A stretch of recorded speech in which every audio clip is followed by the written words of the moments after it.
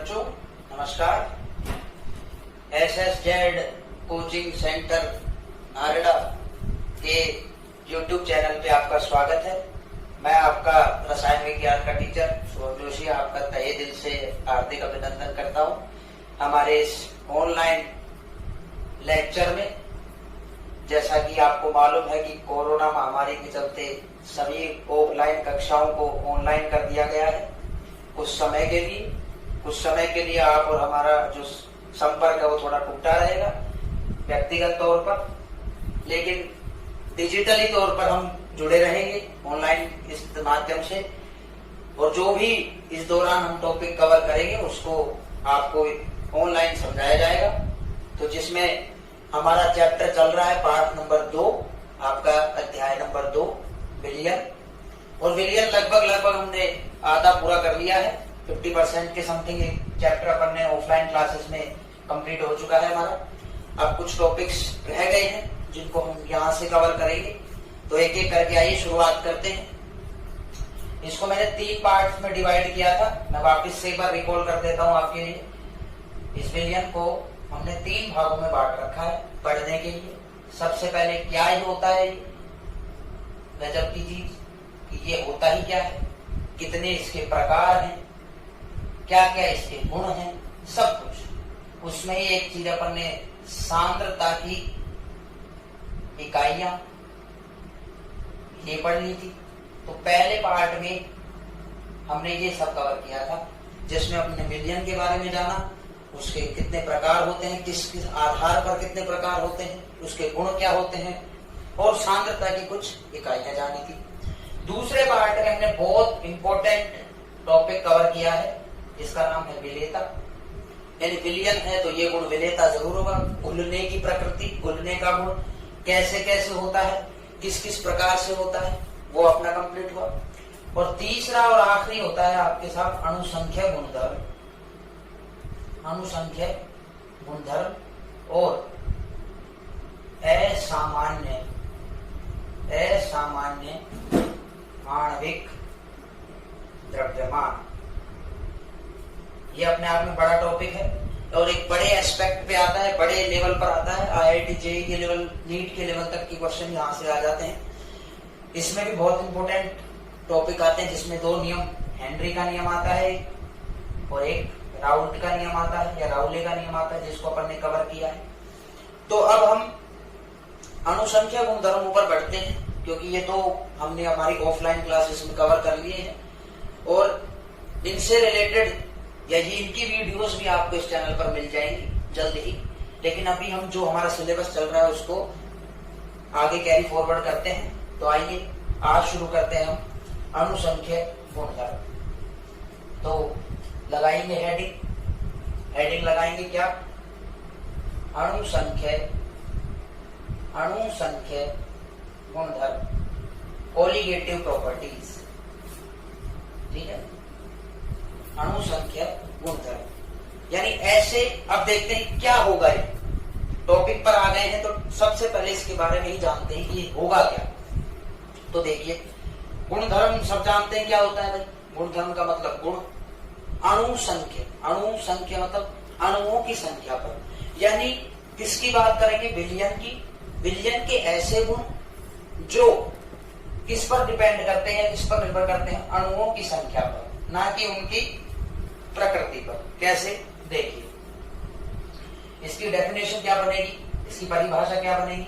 अपन को पता है, सब जानते हैं कि विलयन के 2 घटक होते हैं। क्या होते हैं भाई, 2 घटक होते हैं। एक अपना होता है विलेय और दूसरा अपना होता है विलायक। एक विलेय होता है साहब और एक विलायक होता है। इन 2 के मिश्रण से, समांगी मिश्रण से कह लीजिए, ज्यादा बढ़िया रहेगा। विलेय और विलायक के समांगी मिश्रण से ही विलयन बनता है, ये हम सब जानते हैं। अच्छा, अगर ये गुण संख्या पर निर्भर करें, किस पर, संख्या पर, और वो भी संख्या किसकी, अणुओं की। किसकी भाई, अणुओं की। इसके भी कुछ ना कुछ अणु विलयन में रहेंगे, इसके भी कुछ ना कुछ अणु विलयन में रहेंगे। तो अगर इस विलयन के सारे गुण इनकी संख्या पर ही निर्भर करें, इनकी संख्या पर, अणुओं की संख्या पर, तो उन गुणधर्मों को अपन क्या कह देंगे भाई, अणुसंख्यक गुणधर्म। अगर मैं सटीक डेफिनेशन इसकी बताऊं तो किसी विलयन के वे गुण जो कि घटकों के अणुओं की संख्या पर क्या करते हैं, निर्भर करते हैं। यानी घटकों के अणुओं की संख्या पर क्या करते हैं भाई, निर्भर करते हैं। ठीक है, ये आपको याद रखना है, ये डेफिनेशन, इसको आपको, ये परिभाषा आपको दिमाग में रखनी है। घटक का नाम लेते ही दिमाग में क्लिक हो जाना चाहिए विलय या विलायक, इनकी ही बात करेंगे, क्योंकि इनकी किसी भी गुण को अध्ययन कर लिया तो आपने विलयन को पढ़ लिया, बस वो ही यहाँ पर समझना है। तो भैया ये 4 प्रकार में बांटे गए हैं आपके। ठीक है, कितने प्रकार है इसकी या कितने गुणधर्म है, 4 गुणधर्म है भैया, 4 गुणधर्म होते हैं, 4 गुणधर्म होते हैं। ठीक है, यानी मैं यहाँ पर एक चार्ट से आपको समझा देता हूं, एक चार्ट से अपन इसको समझेंगे। ये अणुसंख्यक गुणधर्म, और ये भाई इसके 4 पार्ट कर देंगे। कितने पार्ट कर देंगे, 4 पार्ट कर देंगे। लो साहब, पहला आपका होता है साहब वाष्प दाब में अपेक्षित अवनमन। ठीक है, ज्यादा जटिल हिंदी का वर्ड है, कोई दिक्कत नहीं है, समझ के चलेंगे, हर एक वर्ड के डिटेल में समझेंगे क्या है, उस हिसाब से क्लियर हो जाएगा।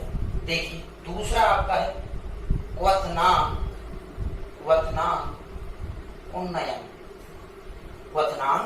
उन्नयन, ये भी बहुत शुद्ध हिंदी का वर्ड है, क्वथनांक उन्नयन। तीसरा है हिमांक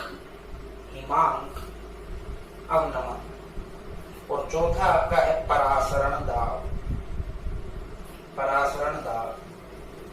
बोर्ड के एस्पेक्ट से हम इनको पढ़ रहे हैं भाई, स्टेट बोर्ड, सेंट्रल बोर्ड, जैसा भी आप मानना चाहें, जो भी आपकी इच्छा है। और वो पार्ट ये 3 नंबर का है, सिंस क्योंकि हम क्या पढ़ रहे हैं भाई, भौतिक रसायन विज्ञान के पार्ट पढ़ रहे हैं या फिजिकल केमिस्ट्री के पार्ट पढ़ रहे हैं, तो यहाँ न्यूमेरिकल आना बिल्कुल जायज है। यहाँ से न्यूमेरिकल पक्का आएंगे, जितने भी पार्ट यहाँ पर इसके अंतर्गत आते हैं वहां से न्यूमेरिकल गणितीय प्रश्न आपको परीक्षा पत्र में जरूर मिलेंगे। ठीक है ना, तो देखिए भाई, यहां से अगर मैं इस चैप्टर की बात करूं, इस पार्ट की मैं बात करूं, तो इन 4 गुणधर्मों में से एक में से न्यूमेरिकल पक्का आएगा। 100% मार्क कर लीजिए इस चीज को कि यहां से न्यूमेरिकल हर बार देता है। जिस टाइम अगर उसका मूड अलग रहे तो ही थ्योरी बनती है, वरना न्यूमेरिकल यहाँ से मिलते हैं। तो यहाँ से जो भी डेरिवेशन अपन करेंगे, जैसे भी गणितीय संकल्पनाएं यहाँ बनाएंगे, उनको ढंग से समझना है, क्योंकि वो न्यूमेरिकल में भी क्या आएंगी, काम में आएंगी। तो पहला लेकर चल रहे हैं वाष्प दाब में अपेक्षित अवनमन। 3 वर्ड है यहाँ, वाष्प दाब, अपेक्षित और अवनमन। सबसे पहले जानते हैं कि वाष्प दाब होता क्या है। वाष्प दाब से पहले वाष्प क्या होती है, सबको पता है। पानी को कभी आपने गर्म किया है, बिल्कुल करा होगा। तो जब भी आप पानी को गर्म करते हैं तो भाप निकलती, सबने देखी होगी। ऐसे ही सभी प्रकार की द्रव जो भी होते हैं, उनको जब आप ताप देते हैं या किसी ठोस को भी आप अत्यधिक ताप पर गर्म करते हैं, तो उनमें भी भाप बनना शुरू हो जाती है। कई द्रवों की भाप आपको दिखती है, कईयों की नहीं दिखती है। तो भाप बनती है। सपोज आप किसी पात्र में किसी को द्रव है, या आपका एक कोई पानी भरा है सपोज करिए, या कुछ भी द्रव भरा है, और इसको मैं बर्नर पर क्या कर रहा हूँ, गर्म कर रहा हूँ, और इस पात्र को मैंने किसी पतीली से या किसी प्लेट से ढक दिया है। तो यहां से जब ये गर्म होना शुरू होगा तो इस द्रव के कण इस पतीली पर क्या लगाएंगे, एक दाब लगाएंगे। क्या लगाएंगे भाई, एक दाब लगाएंगे, और इसी दाब को कहते हैं वाष्प दाब। पानी का ले लीजिए, किसी भी द्रव का ले लीजिए, ठीक है। तो जब ये द्रव के जो अवयवी कण है, क्योंकि हम जानते हैं कि प्रत्येक पदार्थ अवयवी कण से बना है, तो इस अवयवी कण को जब आप गर्म करेंगे तो इनकी ऊर्जा बढ़ेगी तो ये ऊपर की तरफ आएंगे, और ऊपर की तरफ आएंगे जो कि हमने ढक रखा है इसको, तो जिस पात्र से आपने इसको ढक रखा है उस पात्र की दीवारों पर क्या लगेगा, दाब लगेगा। उस दाब को ही क्या कहा जाता है, वाष्प दाब कहा जाता है। ठीक है, यहां से ये क्लियर हुआ कि साहब वाष्प दाब क्या होता है। अब आ जाते हैं आपेक्षित अवनमन। आपेक्षित मतलब जिससे अपेक्षा थी या जिस जैसा होना चाहिए था, और अवनमन का मतलब कमी, घटना, वाष्प दाब में कमी होना। यानी अब यहाँ पर अपन ये पढ़ेंगे कि किसी विलयन की वाष्प दाब में कमी कब होती है, कैसे होती है, वो अपन जानेंगे। तो पहला इसका गुण पढ़ेंगे, पहली हेडिंग इसमें लगाएंगे वाष्प दाब में आपेक्षित अवनमन। वाष्प दाब में आपेक्षित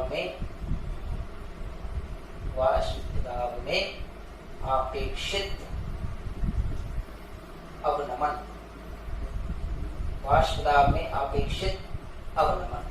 देखिए, द्रव की ही बात कर रहे हैं यहाँ पर, यानी विलयन कैसा है। मैं पहले बता देता हूं, विलयन आपने लिया है द्रव का। कैसा विलयन लिया है भाई, लिक्विड विलयन लिया है या द्रव विलयन लिया है। तो यहाँ बात कर रहे हैं संख्या गुणधर्म। हम इसमें पहला गुणधर्म है आपका वाष्प दाब में आपेक्षित अवनमन। ठीक है, तो इसमें हम क्या बात कर रहे हैं, दोबारा देखेंगे। वाष्प दाब अभी बताया क्या होता है। ठीक है, अब यहाँ पर हम विलयन की बात कर रहे हैं, और विलयन में भी कैसा विलयन है, द्रव विलयन है। द्रव विलयन कहने का मतलब मैं कह रहा हूं कि आपका विलेय पदार्थ साथ में विलायक, क्योंकि इन दोनों का मिश्रण ही विलयन कहलाता है। तो ये दोनों कौन सी अवस्था में रहेंगे साहब, द्रव अवस्था में रहेंगे। कैसी अवस्था में रहेंगे, द्रव अवस्था में। तो विलेय भी और विलायक भी। राउल्ट का नियम पढ़कर आ रहे हैं, राउले का नियम पढ़कर आ रहे हैं। वहां पर 2 केसेस अपन ने डिस्कस करे थे, 2 केस वहां पर अपन ने पढ़े थे कि जब ऐसी स्थिति आपके पास बने, तो 2 प्रकार से काम हो सकता है कि क्या, या तो ये दोनों वाष्पशील रहें, या ये दोनों क्या रहें, अवाष्पशील। ठीक है, या तो ये वाष्पशील रहे या क्या रहे, अवाष्पशील। वाष्पशील कहने का मतलब, वाष्पशील होने का मतलब जो ऐसे पदार्थ जिनकी वाष्प बनती हो, ऐसे पदार्थ जिनकी वाष्प बनती हो। फॉर एग्जाम्पल मैं बात करूं वाटर, पानी एक ऐसा पदार्थ है या एक ऐसा द्रव है जिसकी वाष्प बनती है। जब भी आप उसको गर्म करते हैं भाप के रूप में उड़ता है। ऐसे बहुत सारे पदार्थ ऐसे भी हैं जिनकी भाप आप बनती दिखाई नहीं देती या बिल्कुल भी नहीं बनती है। ठीक है, तो यहाँ पर हम द्रव को 2 प्रकार से डिस्कस कर रहे थे राउल के नियम में, वाष्पशील और अवाष्पशील। जब दोनों ही क्या हो, वाष्पशील द्रव, यानी आपका विलेय भी वाष्पशील हो, विलायक भी वाष्पशील हो, तो दोनों की वाष्प यहाँ बनेगी, दोनों की वाष्प अगर यहाँ बनेगी तो वाष्प दाब दोनों लगाएंगे। सपोज यही आपका वो पात्र है, यहाँ पर यह आपका द्रव भरा है, विलायक क्या है ये, विलायक, और ऊपर से आपने दूसरा द्रव डाला है जो क्या है साहब, विलेय। क्या है, विलेय। ठीक है, तो अब ये भी वाष्प बनाएगा, ये भी वाष्प बनाएगा। इन दोनों की वाष्प कहाँ जाकर टकराएगी, पात्र की दीवारों से जाकर टकराएगी। तो वाष्प दाब दोनों का निकलेगा, इस विलायक का भी और इस विलेय का भी, दोनों का वाष्प दाब निकलेगा। तो वो एक केस वहां डिस्कस करा था, उस केस को यहाँ पर पढ़ेंगे नहीं। केस नंबर 2 जो वहां बना था, केस नंबर 2 अगर वहां पर जो बनाया था, वो केस नंबर 2 ये था कि अगर विलेय आपका वाष्पशील नहीं हो, यानी विलेय कैसा हो, अवाष्पशील। विलेय कैसा हो आपका, विलेय आपका हो अवाष्पशील, और विलायक कैसा हो आपका, विलायक हो आपका वाष्पशील। कैसा हो, वाष्पशील। तो अब इस केस में क्या होगा, जरा दिमाग पर जोर डालेंगे, बताएंगे इस केस में क्या होगा। वाष्प किसकी बनेगी, केवल जरा बताएं मेरे को कि वाष्प किसकी बनेगी। हाँ, वाष्प केवल यहाँ किसकी बनेगी, विलायक की, क्योंकि विलायक ही कैसा है, वाष्पशील है। कैसा है, वाष्पशील है। विलेय का यहाँ पर कोई रोल नहीं है, तो विलेय की कोई वाष्प नहीं बनेगी। अर्थात अब जैसे यही पात्र है, सेम वही द्रव भरा है, ये आपका विलायक है। क्या है भाई, ये आपका विलायक है, और ऊपर आपने विलेय भर रखा है। ऊपर आपने क्या भर रखा है, विलेय भर रखा है। ये वाष्पशील है। कैसा है भाई, अवाष्पशील है, यानी इसकी कोई भी वाष्प नहीं बनेगी, इसकी कोई भी वाष्प नहीं बनेगी। तो वाष्प बनेगी विलायक की, तो दाब भी कौन लगाएगा भाई? विलायक। यानी संपूर्ण विलयन का दाब किसके बराबर होगा? विलायक के दाब के। जैसे मान लीजिए ए विलेय है और बी विलायक है, ये तो केस पढ़ा था वहां पर। मान लेते हैं कि ए विलेय है और बी विलायक है, तो बी का जो दाब है वो ही पूरे विलयन के दाब की क्या हो जाएगा? बराबर हो जाएगा। ये चीज राउल्ट के नियम में हमने डिस्कस कर ली थी, ठीक है। ये चीज राउल्ट के नियम में हमने डिस्कस करी थी, थोड़ा सा मैंने रिकॉल कर दिया उसको। अब यहाँ पे सवाल ये उठता है कि उस कंसेप्ट का या उस चीज का यहाँ क्या रोल आएगा, यहाँ क्या चीज आएगा। तो देखिए यहाँ क्या उसका कार्य होगा। सो क्या केस बनता है देखिए आप यहाँ पर। और मैं आपको पहले बता दूं, बिल्कुल देखिए घबराने की कोई आवश्यकता नहीं। ऑनलाइन में बस दूरी बढ़ गई है आपसे और कुछ नहीं बढ़ा है, दूरी आपसे ज्यादा गैप बन गया है। कम्युनिकेशन गैप, वार्तालाप का जो वार्तालाप की जो दूरी है वो बिल्कुल भी नहीं बढ़ी है, वो हमारे पास बिल्कुल ऐसी की ऐसी मौजूद है। सपोज करिए बस आप घर पर बैठे हैं अपनी चारपाई पर, जहाँ भी आपको सुविधा है वहां बैठे हैं और वहां से ये चीजें चल रही हैं, बस वहां से आपको पढ़ना है। पूरा ऑफलाइन जैसा काम है, कोई चीज नहीं है, बस माध्यम बदला है, तरीका नहीं बदला है, माध्यम बदला है, पढ़ाने का तरीका वही है। तो उसी जोश के साथ आपको पढ़ना है। समस्या मैं पहले कह रहा हूँ, आए तो हम यही हैं, कहीं नहीं गए हैं। आप यहीं पर इसी चैनल के कमेंट बॉक्स में टाइप कर सकते हैं, या फिर हम उसके विषय में भी आपसे बता देंगे कि डाउट सेशन का क्या करेंगे, डाउट सत्र का क्या करेंगे, जिसमें टॉपिक्स पे डाउट आएगा। और एक छोटी सी जानकारी मैं और दे दूं कि जो कोचिंग के हमारे ऑफलाइन कोचिंग के जो छात्र हैं कक्षा 12 के, जिन्होंने अपनी फीस जमा करा दी है, यहाँ पर पढ़ रहे थे अभी तक, लेकिन इस महामारी के चलते हमने बंद करना पड़ गया था उसको, तो उनके लिए हम पीडीएफ, ऑनलाइन पीडीएफ की व्यवस्था कर रहे हैं। तो उनकी डायरेक्ट व्हाट्सएप जो नंबर है घर पे, उन पर हम वो पीडीएफ भेज दिया करेंगे नोट्स की। तो नोट्स की चिंता नहीं करेंगे साहब, हम नोट्स बनाए कैसे लिखें, क्या करना है। नोट्स की पीडीएफ आपको भेज दी जाएगी। आप चाहें तो प्रिंट आउट निकलवा लें, प्रिंट आउट निकला लिया, आप अपनी कॉपी में उसको उतार लें, समझिए, यहाँ से लिखिए, वहां से जो भी काम है पूरा यहाँ समझिए, रिमाइंड करके समझिए, कैसे भी करके समझिए, बार बार समझिए, एक बार में ही सारी समस्या का समाधान यहाँ हो जाएगा। तो आइए अब देखिए, बढ़ते हैं वापस टॉपिक पर आते हैं। तो देखिए अब यहाँ पर राउल्ट का जो सेकंड नियम है, सेकंड केस है, मैं नियम की बात करूं, या दूसरा केस है कि वाष्पशील विलायक हो और अवाष्पशील क्या हो, अवाष्पशील विलेय हो। वही केस मैं यहाँ वापस लिख रहा हूँ, वाष्पशील विलायक है और अवाष्पशील विलेय है। जब इन दोनों को मिलाया जाता है तो एक घटना घटती है, एक घटना घटती है, और वो घटना ये घटती है कि जो टोटल वाष्प दाब आता है, टोटल वाष्प दाब या कुल वाष्प दाब की बात करें, कुल वाष्प दाब जो आता है किसका? विलयन का। किसका भाई? विलयन का। जो कुल वाष्प दाब आएगा वो क्या हो जाता है भाई? डिक्रीज हो जाता है, कम हो जाता है पहले की तुलना। पहले की तुलना का मतलब अगर ये वाष्पशील था, ये भी वाष्पशील होता, जो दाब निकलता उसकी तुलना में ये दाब कम हो जाता है। दोबारा समझेंगे कि अगर विलायक भी वाष्पशील था, जो कि यहाँ भी है, विलायक वाष्पशील है, विलेय भी वाष्पशील अगर होता, और फिर ये दोनों मिलकर जो दाब लगाते, खुद ही सोचिए, प्रैक्टिकली सोचकर देखिए, ये वाष्प बनाएगा, ये वाष्प बनाता, तो दोनों मिलकर दाब लगाते, वो दाब ज्यादा होता। लेकिन ये वाष्प बना रहा है और ये वाष्प नहीं बना रहा, तो इसका मतलब दाब केवल यही लगाएगा, तो ये दाब क्या होगा? कम होगा। इस कमी को ही तो अपन क्या कहते हैं भाई? अवनमन कहते हैं। क्या कहते हैं? अवनमन कहते हैं। और इसी अवनमन को क्या कहते हैं? वाष्प दाब में अपेक्षित अवनमन। वाष्प दाब में अपेक्षित अवनमन, यानी ये अपेक्षित है, यानी इसकी चीज एक तरीके से प्रैक्टिकली पॉसिबल चीज है, यानी आप इसको प्रयोगों में भी देख सकते हो, इसलिए इसका नाम अपेक्षित पड़ा है। ठीक है। सो पीएस, यहाँ अगर मैं बोलूं, अब देखिए यहाँ से अब आगे चलते हैं, परिभाषा क्या बनेगी? परिभाषा बताना बहुत जरूरी है। देखिए बोर्ड पॉइंट ऑफ व्यू से अगर कंपटीशन लेवल की बात करें, वहां इतना मैटर नहीं करते, लेकिन बोर्ड पॉइंट ऑफ व्यू से, और हमारा तो स्पेशली RBSE है, राजस्थान बोर्ड स्टेट एजुकेशन है, और ये तो भाई पूछता है, इसका तो सिद्धांत यही है कि परिभाषाओं पर टिका है पूरा रसायन।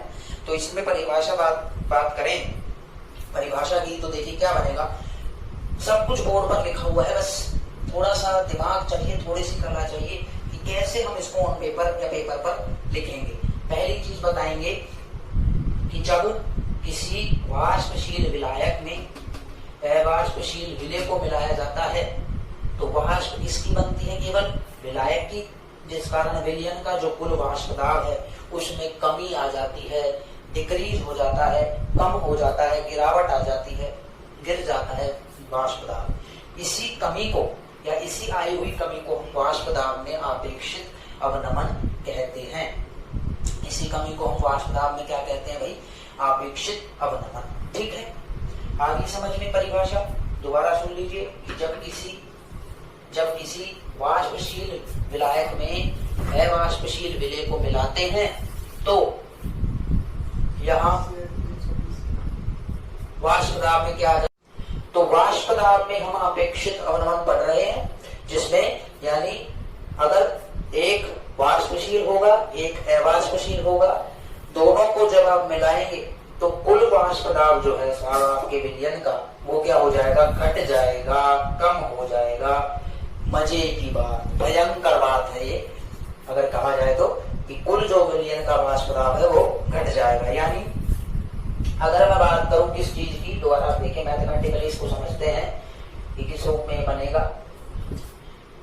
जो PS है, PS मतलब P का मतलब प्रेशर यानी दाब, S मतलब सॉल्यूशन यानी विलयन का वाष्प दाब, समानुपाती होगा XP के, किसके अनुसार, राउले के नियमानुसार,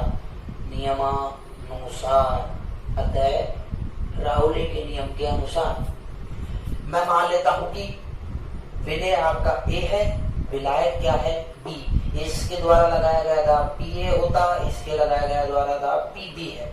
PA होगा नहीं, क्यों, ये क्या है, अवाष्पशील, क्या है, अवाष्पशील, तो इसका कोई दाब नहीं बनेगा, कोई वाष्प दाब नहीं बनेगा। B की बात करें तो जो कि वाष्पशील है, विलायक है, वाष्पशील है, विलायक है, ठीक है, तो PB जो आपका है वो उसका दाब कहलाएगा। P का मतलब विलायक है और P का मतलब प्रेशर। और राउले का नियम यही तो अपन को कहता है, राउले का नियम यही अपन को कहता है कि जो विलयन का कुल वाष्प दाब होगा या उस घटक का जो वाष्प दाब होगा वो मोल अंश के क्या होगा, समानुपाती। सिंस वाष्प किसकी बन रही है, वाष्प बन रही है केवल विलायक की, तो मोल अंश में किसका लेके चलेंगे, केवल विलायक का। तो जो टोटल प्रेशर या कुल वाष्प दाब विलयन का है वो किसके समानुपाती हो जाएगा, XP। जहां या फिर इसको अब जब भी समानुपाती घटता है मैथमेटिक्स में एक चीज साथ जुड़ती है, क्या जुड़ती है भाई, एक चीज साथ जुड़ती है जिसको कहते हैं हम नियतांक, स्थिरांक। तो यहाँ पर भी एक स्थिरांक आता है XP। अपन ने क्या कहा, B के साथ B वाला ही आ जाएगा। अगर यहाँ बात करें, अतः यहाँ PS बराबर विलयन का कुल वाष्प दाब, विलयन का कुल वाष्प दाब। ठीक है भाई। P डिग्री B की बात करें तो शुद्ध, ये पहले पढ़ चुके अपन, शुद्ध अवस्था में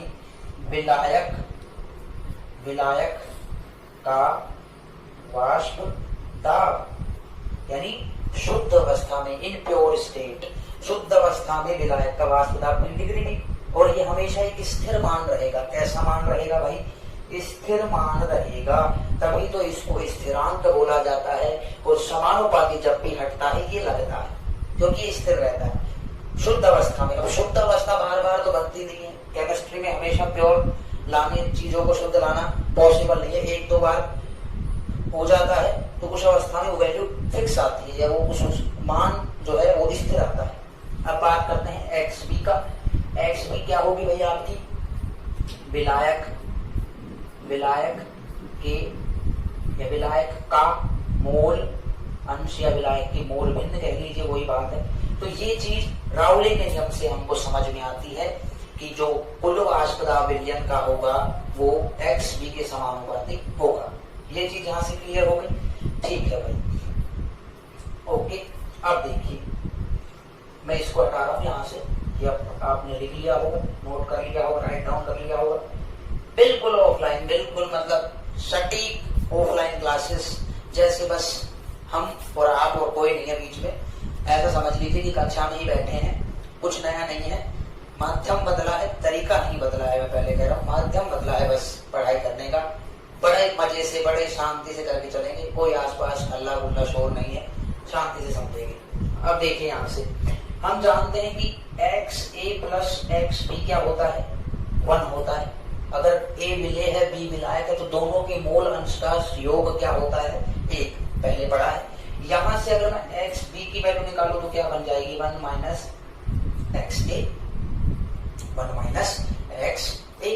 देखिए अब क्या ये वैल्यू मैं यहाँ इसकी जगह रिप्लेस कर सकता हूँ, रख सकता हूँ, बिल्कुल रख सकते हैं। तो यहाँ क्या बनेगा, PS बराबर P degree B 1 minus XA, 1 minus XA। यानी मैं विलेय की बात में आ गया, यहाँ से विलेय का काम चलना शुरू हो गया। यानी विलायक की मदद से ही आपको विलेय की गुण का अध्ययन करना पड़ेगा, क्योंकि विलायक तो आपको मिल गया, दिया भी होगा। विलेय क्योंकि अवाष्पशील लिया है तो विलेय के बारे में कुछ भी नहीं पता, उसको हम विलायक की सहायता से निकालेंगे, जिसके लिए अपन ने इस सूत्र का यूज कर लिया कि XA प्लस XB बराबर 1 होगा, ठीक है। यहाँ से XB की वैल्यू 1 माइनस XA जो यहाँ रख दे उठाकर। अब देखिए PS बराबर अंदर मैं गुणा कर रहा हूँ P degree B minus P degree B XA, ये P डिग्री B अंदर मल्टीप्लाई हो गया इसके जाके। अब यहाँ से देखिए इस P डिग्री B को उधर ले देता हूँ या इसको इधर ले आइए, देखिए P degree B XA equal to क्या हो गया, P degree B minus PS। इसको उठा के उधर ले गए, इसको उठा के यहाँ ले आए, पक्षांतरण कर दिया। यहाँ से XA बताएंगे क्या होगा, P degree B minus PS upon P degree B। और ये डेरिवेशन बहुत इंपॉर्टेंट डेरिवेशन है। यहाँ से मतलब आपने XB की हेल्प से XA को निकाल लिया विद हेल्प ऑफ प्रेशर, यानी आपेक्षिक दाब की सहायता से। देखिए अब इसी इक्वेशन की मैं बात कर रहा हूँ यहाँ। अब देखिए यहाँ P degree B minus PS को कहते हैं वाष्प दाब में अवनमन, वाष्प दाब में अवनमन। P डिग्री B ऊपर वाली वैल्यू जो है, अंश की जो वैल्यू है ये P degree B minus PS, ठीक है। और अगर मैं इस पूरी वैल्यू की बात करूं P degree B minus PS upon P degree B, तो ये आपका होता है वाष्प दाब में आपेक्षित अवनमन, वाष्प दाब में आपेक्षित अवनमन। दोबारा देख लीजिएगा, ये जो XA यहाँ से मिला, ठीक है, इसमें ये अंश की जो वैल्यू है ये होती है वाष्प दाब में अवनमन। और अगर इस पूरी वैल्यू की बात करें तो इसको कहेंगे वाष्प दाब में अपेक्षित अवनमन। ठीक है साहब, मजा आ गया सुनकर, आनंद आ गया, क्लियर हो गई चीज, ठीक है। अब यहां से न्यूमेरिकली इसको कैसे सोल्व करेंगे, कैसे न्यूमेरिकल एग्जाम में आएगा वो देखते हैं। मैं बाकी इरेज कर रहा हूं चीजें, ठीक है। मैं समीकरण 1 को ही लिखूंगा, बस समीकरण 1 पर ध्यान देना है आपने, बाकी हमने इरेज कर दिया, ठीक है। आइए जानिए, अब ऊपर लिख देता हूं इसको। XA बराबर है आपका P degree B minus PS upon P degree B, ठीक है। क्या ये XA निकल सकता है फॉर्मूले से? मोल अंश निकालने का फॉर्मूला सब जानते हैं, क्या होता है भाई, मोल अंश बराबर क्या होता है, जिसको अपन ने ब्रैकेट में X से दर्शाते हैं, क्या होता है भाई। विलयन के केस की बात कर लूं तो विलेय के मोल, विलेय या विलायक दोनों में से कोई एक के मोल बटे विलयन के कुल मोल यही तो जानते हैं। मोल अंश निकालने का फॉर्मूला यही तो सीखा है। विलयन के केस की बात करें तो विलेय या विलायक में से किसी एक के मोल बटे विलयन के कुल मोल। सिंस ए क्या है, ए क्या माना है अपन ने, ए को हमने विलेय माना है, तो यहाँ पर एक्स ए विलेय के ही लेके चलेंगे, विलेय का ही निकालेंगे, जिसको यहाँ एन से दर्शाते हैं, इसको भी एन से दर्शाते हैं। ये एन ए होगा या एन बी होगा, विलेय है तो एन ए होगा, ये हो तो एन बी होगा, और ये टोटल विलयन दोनों के योग से बनता है, तो ये टोटल हो जाएगा N A plus N B. तो इस एक्स ए की जगह मैं लिख सकता हूँ क्या, एन ए बटा N A plus N B, N A बटा N A plus N B is equal to P degree B minus P S upon P degree B. कोई दिक्कत, कोई समस्या, कोई परेशानी नहीं होनी चाहिए मेरे हिसाब से। अब देखिए, ये एक फॉर्मूला अपने पास बनकर आ गया कि अगर आपको विलेय के मोल, आपको विलेय के मोल दे रखे हो, विलायक के मोल दे रखे हो, और आपको वाष्प दाब में अवनमन निकालना हो, तो ये फॉर्मूला आपसे निकलेगा। ठीक है, अब यहां लिख देंगे, यहां एन ए बराबर विलेय के मोल, एन ए बराबर विलेय के मोल, एन बी बराबर विलायक के मोल, एन बी बराबर विलायक के। यहां हमको समझ में आ गया कि ये एन ए विलेय के मोल है, एन बी विलायक के मोल है, और यहाँ ये चीज अपन पढ़ के आ रहे हैं कि ये शुद्ध अवस्था में वाष्प दाब, ये विलयन का कुल वाष्प दाब। अब देखिए, अब यहाँ पे एक चीज समझिए ध्यान से कि अगर विलयन कैसा हो, अगर विलयन भैया आपका विलयन तनु हो, इसका मतलब क्या हो गया, नई चीज। तनु मतलब हम विलयन के प्रकारों में पढ़कर आ रहे हैं, ये चीज तनु क्या होता है। तनु मतलब विलेय की मात्रा कम हो। फॉर एग्जाम्पल, पानी 2 लीटर ले लिया और चीनी 2 चम्मच ही ले ली और उनको आपस में मिलाया, तो ये विलयन तनु विलयन, जहां पर 2 चम्मच चीनी, विलेय जो है चीनी है और उसकी मात्रा बिल्कुल कम ले रखी है, तो ऐसे विलयन को कैसा विलयन, तनु विलयन कहते हैं। यानी अगर विलेय की मात्रा कम है तो उसका मोल अंश भी कम होगा। अगर विलयन तनु हो तो यहाँ एक केस बनेगा, N A is very very less than N B. और वैसे केमिस्ट्री नगण्य मानकर छोड़ती नहीं है, लेकिन यहाँ हम एन ए को नगण्य मानकर छोड़ सकते हैं, क्योंकि ये बहुत कम हो जाएगा, बहुत कम मात्रा इसकी हो जाएगी। तो एन ए अगर एन बी से कम है तो ये वैल्यू यहाँ कोई खास मैटर विलयन पर नहीं लगाएगी, एन ए का कोई खास प्रभाव विलयन पर नहीं पड़ेगा। तो देखिए मैं अब क्या कर रहा हूँ, अब मैं क्या चेंज करूंगा, इसी इक्वेशन में मैं क्या समझ, या इसी समीकरण में मैं क्या बदलूंगा, इसको मैं आगे लिख सकता हूँ एन ए बटा एन बी। वहां वो एन ए पूरा है, वहां एन ए का काम यहाँ चलेगा, क्योंकि यहाँ से फिर आपको वैल्यू नहीं मिल पाएगी, न्यूमेरिकल सोल्व नहीं हो पाएंगे।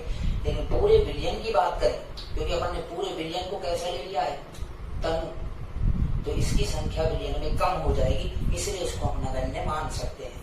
तो एन ए बटा एन बी यहाँ से मेरे को मिल गया P degree B minus P S upon P degree B. कोई समस्या नहीं होनी चाहिए। एन ए कैसे, एन ए का मोल कैसे होता है भाई, मोल कैसे निकालते हैं, एन कैसे, किसी पदार्थ का मोल निकालेंगे तो पदार्थ का द्रव्यमान, जिसको अपन डब्ल्यू से दर्शाएंगे, और बटे पदार्थ का मोलर द्रव्यमान, जिसको हम एम से दर्शाएंगे, कैपिटल एम से दर्शाएंगे। यानी यही तो होता है मोल का सूत्र, मोल बराबर पदार्थ का, जिस भी पदार्थ के आप मोल निकालना चाह रहे हैं वो यही तो होता है कि मोल पदार्थ का द्रव्यमान बटे पदार्थ का मोलर द्रव्यमान। तो अगर मैं एन ए निकालना चाहूं, एन ए के केस में बात करें तो क्या होगा, देखिए डब्ल्यू ए मतलब एन ए क्या है, विलेय है, विलेय के मोल है, विलेय के मोल यानी विलेय का द्रव्यमान बटे एम ए, विलेय का मोलर द्रव्यमान। ऐसे ही एन बी क्या होगा, डब्ल्यू बी बटा एम बी। ये दोनों वैल्यू उठा के इसकी जगह रख सकता हूँ, ये दोनों वैल्यू उठा के इस समीकरण में एलएचएस में रख सकते हैं। तो देखिए क्या बनेगा, डब्ल्यू ए बटा एम ए, ये तो आ गई एन ए की वैल्यू, बटे डब्ल्यू बी बटा एम, ये आ गई आपकी बी की वैल्यू बराबर P S upon P degree B.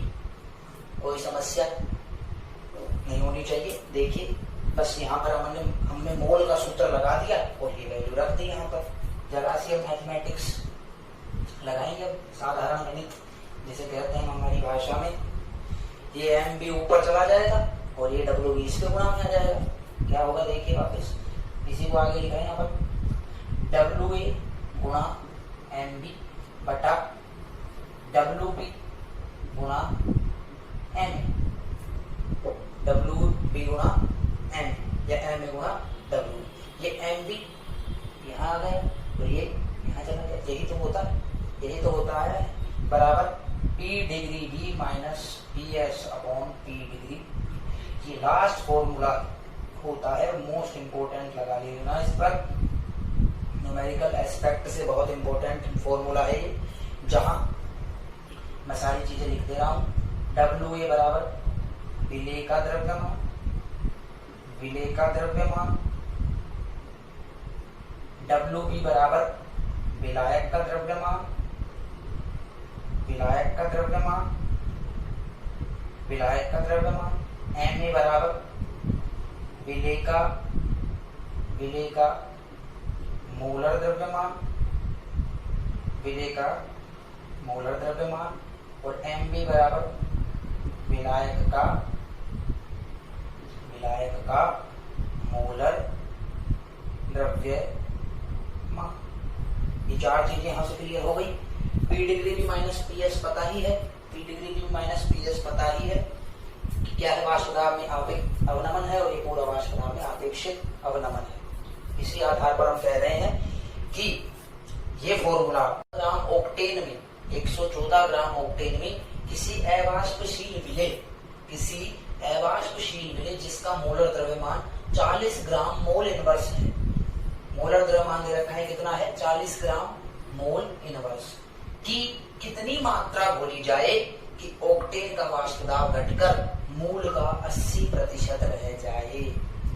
दोबारा समझेंगे, इस ऑक्टेन में इस अवाष्पशील विलेय की कितनी मात्रा को हम घोलें कि इसका वाष्प दाब जो आएगा विलयन का पूरा वो पहले से घटकर 80% रह जाए। पहले जितना दाब था उसका 80% ही रह जाए। तो न्यूमेरिकल की अप्रोच क्या होनी चाहिए, इसका हल देखते हैं भाई क्या होगा। सबसे बढ़िया अप्रोच होती है कि क्या क्या डेटा, क्या क्या चीजें आपको गिवन हैं। तो यहाँ हम सबसे पहले लिखेंगे दिया है। देखिए भाई दिया है, समझते हुए चलना है इस न्यूमेरिकल को, बस और कुछ भी नहीं है। सबसे पहले हम लिखेंगे दिया है। क्या क्या दिया है, 114 ग्राम ऑक्टेन में घोला गया है। यानी सबसे पहले यहाँ आपको पता करना है अवाष्पशील विलेय तो दे रखा है, ऑक्टेन क्या हो गया यहाँ पर अब अवाष्पशील विलायक, यानी विलायक की मात्रा या विलायक का द्रव्यमान दे रखा है। क्या क्या दे रखा है, विलायक का द्रव्यमान। विलायक का द्रव्यमान जिसको अपन कैसे दर्शाते हैं, डब्ल्यू बी से।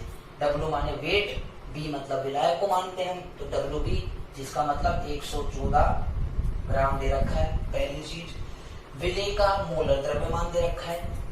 विलेय का मोलर द्रव्यमान दे रखा है।